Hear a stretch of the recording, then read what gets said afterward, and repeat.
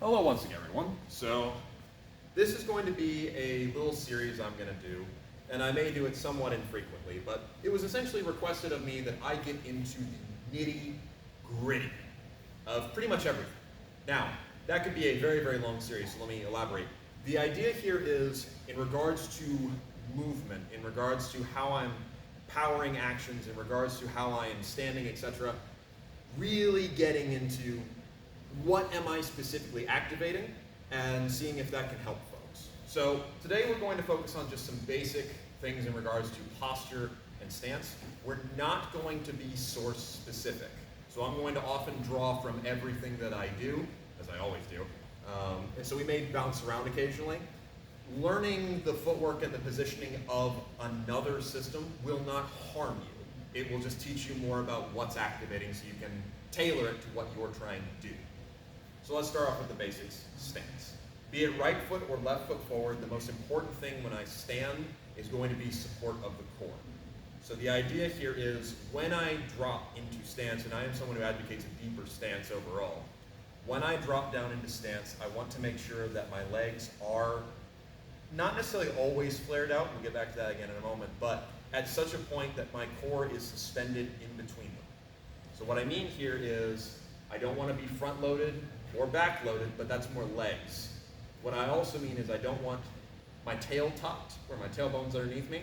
I don't want my shoulders slouched forward, nor do I want to be overemphasizing by pulling something back. I want to be straight, ramrod straight, as you would say. Everything's just stacked over where my legs are not. Now, that can also be practiced in your general just walking around. In fact, we should do more of it. I try to, but we are human, right?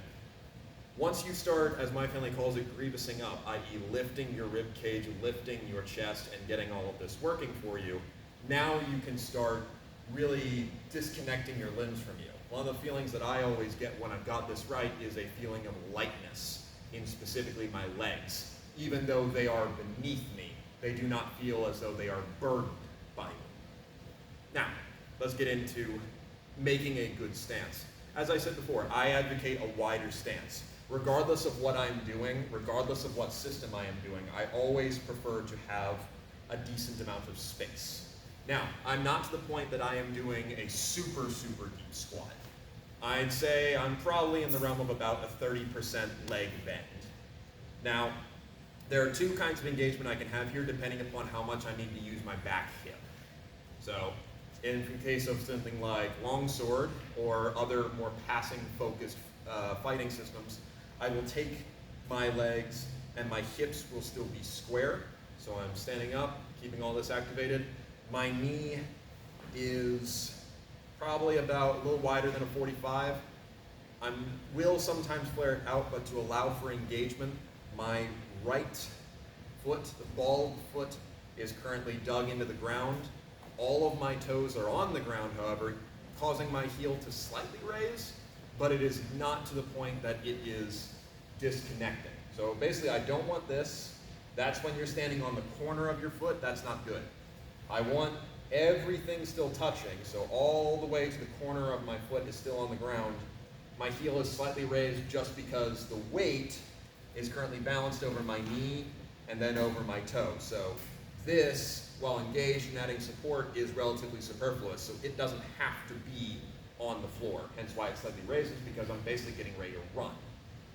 My right leg, meanwhile, my left leg, in front of me, doing kind of the same thing, but pushing the opposite direction. Its toes are pushing forward, my heel is on the ground, but that's just because I'm engaging in kind of the opposite way. These both allow my hips to be relatively supported, which means that at any time I want, I can transfer my weight and push forward. The same is also true if I am standing right foot forward. So basically what you want to think about this as, you're standing naturally, your core is on, and I'm just settling down. One of the things I will often use to explain this is pretend you're about to get tackled, and you need to resist forward force. Now, in regards to something more like backsword, rapier, or more linear focused things where I'm not going to be passing as much, now I will flare. Now by flare, what I mean is I'm taking my knees and I am actively pushing them apart. What this does, when I do that, is I take my hip being square and thus allowing me to apply energy this way, which is very useful if I'm about to pass, to instead applying energy this way, where now it's essentially like having rockets, right? It is flat at a kind of right angle from me. So when I engage off of that leg, rather than throwing my hip forward, it pushes my entire hip bone forward in a linear way, engaging the side of my leg. This is something that I think is probably harder for people to grasp compared to passing. Passing, even if not done well, is a human motion, because that's how we walk, right? This, on the other hand, lunging or pushing off of it, is less natural, because we're essentially using only half of our leg.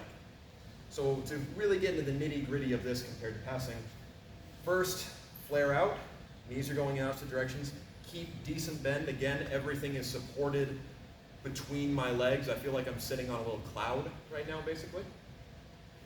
I want to dig into the ground with the entirety of my pinky toe.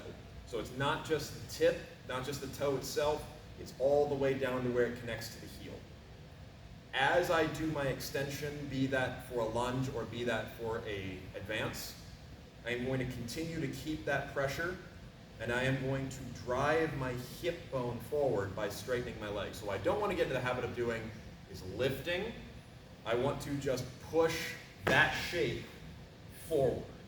I will naturally drop because my weight will go again where my legs are not, but I don't want to get into the habit of having this upwardness or anything along those lines. As for what I'm engaging, you should feel it. Literally, it's just like straightening your leg, but rather than pushing like this, you are pushing forward.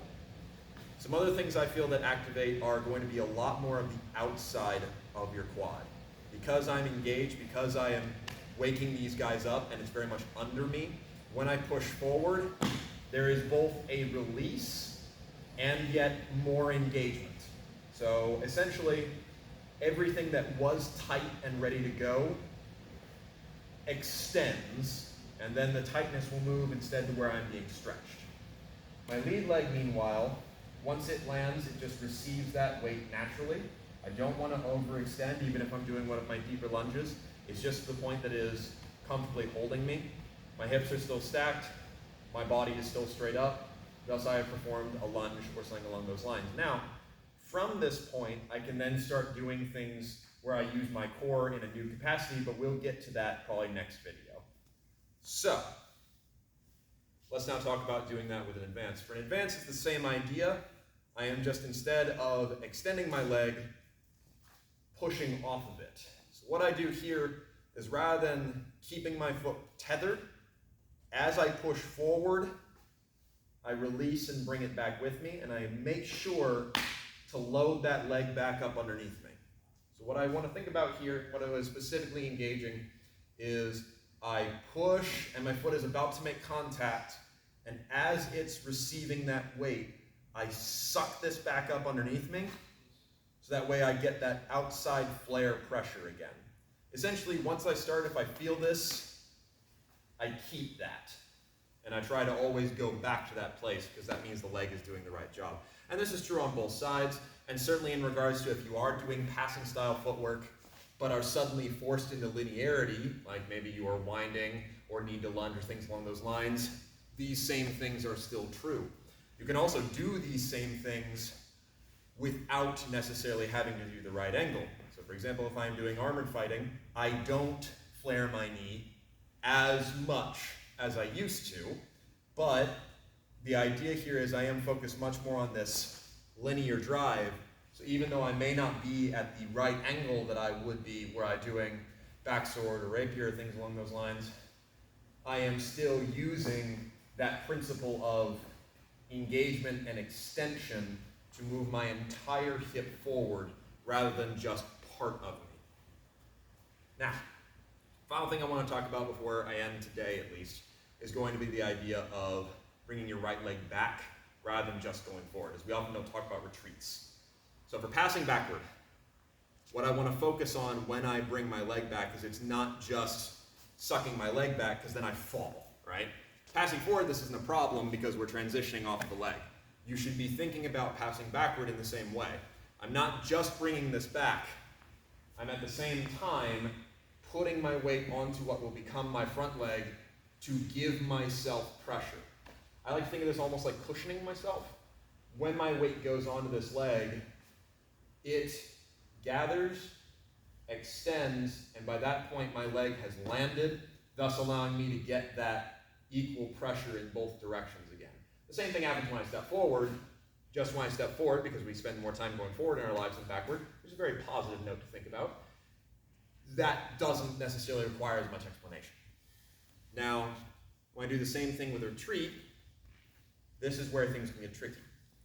So when it comes to the retreat, I don't have that advantage of my foot being sideways, right? Retreating when your foot is sideways is actually quite easy, and you can get quite a little bit more hop behind it because you have more pressure. But when it's linear like this, it's a little harder. What I need to make sure I do, in the analogy that I use, is I use raptor feet, right, like Jurassic Park. I've got my toes, and I'm going to dig into the ground using both the ball of my foot and the tip of my claw so that it extends my leg, pushing me away. Now, at that same time, what I want to make sure I don't do is I don't want to put all my weight backward. This shouldn't be moving. This should stay upright, allowing this leg to do its job. Once my weight is going, I take the leg back with me in the same way that I took the leg with me when I advanced, and I once again give myself that nice equal pressure on both directions. So this is now flared in regards to I'm looking this way, so it's actually flared to the side. But look this way, that one's flared. Everything's ready to go, and there's that tension ready to receive force once again. So just one more time on that. I'll also go ahead and push the other way this time. I dig in with my foot, push, and I reload. I find with this, the thing that most people struggle with, especially off of a lunge and trying to recover from there, is their foot drags because they're not keeping this upright. If the weight is here, it's harder to recover because there's more over that leg. If the weight is up, it's not hard at all, and this leg can actually start assisting me in my recovery. But either way, like I said, this series will be relatively infrequent. I'm just going to kind of work around the body as I see fit. And for right now, that's most of the leg engagement that I wanted to talk about. I might revisit things down here if need be, but for the most part, though that thinking of the hip control in regards to the kinds of footwork I do helps significantly, as when I take stance, I know when I'm in a good one versus when I'm not in position, and that influences how I choose to move, or more importantly, if I choose to move. But hopefully this is helpful. Next time we'll probably move up a little bit on the body, start talking about when this manipulates, as this is still, this can manipulate, this can manipulate. Either way though. Thank you very much for watching. We'll go over some other techniques another time.